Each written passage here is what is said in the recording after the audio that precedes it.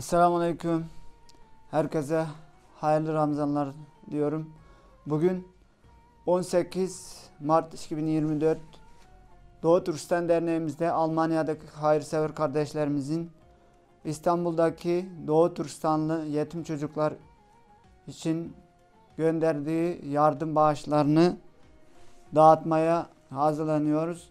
Bu vesileyle Doğu Türkistan Derneğimiz adına ve tüm yetim çocuklar, ihtiyaç sahibi aileler adına bu hayırları gönderen tüm hayırsever kardeşlerimize içten teşekkürümüzü sunuyoruz.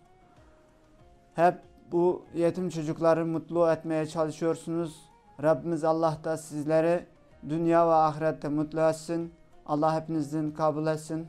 Allah razı olsun. Esselamu Aleyküm kardeşler. Merhabalar, hayırlı Ramazanlar.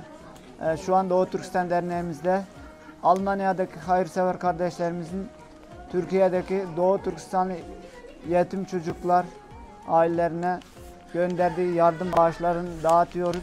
Bu vesileyle Doğu Türkistan Derneğimiz adına ve tüm yetim çocuklar aileleri adına bu hayırları gönderen Almanya'daki tüm hayırsever kardeşlerimize ve buna vesile olan Help Uygur Derneği'ne içten teşekkürümüzü sunuyoruz. Hepinizden Allah kabul etsin, Allah yardımcınız olsun. Ve diğer kardeşlerimizin de buradaki yetim çocuklarını desteklemeye ve yardım etmeye devam etmesini rica ediyoruz. Allah hepinizden razı olsun.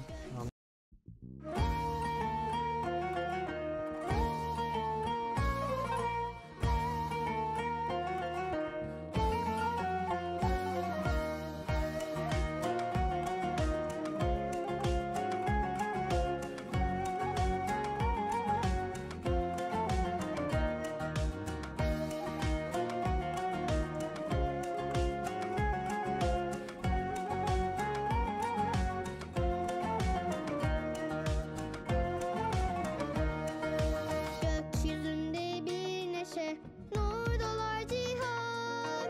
Sevgi, rahmet, bereket, aylara sultan. Tüm telaşla bir anda duyulur ezan.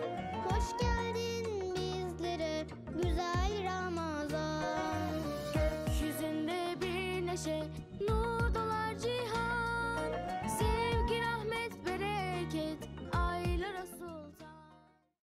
أعوذ بالله من الشيطان الرجيم بسم الله الرحمن الرحيم والتي أحصنت فرجها ونفخنا في صدورها وجعلناها وبناها آية للعالمين فتقطعوا أمرهم بينهم كل إلينا راجعون فمن يعمل من الصالحات وهو مؤمن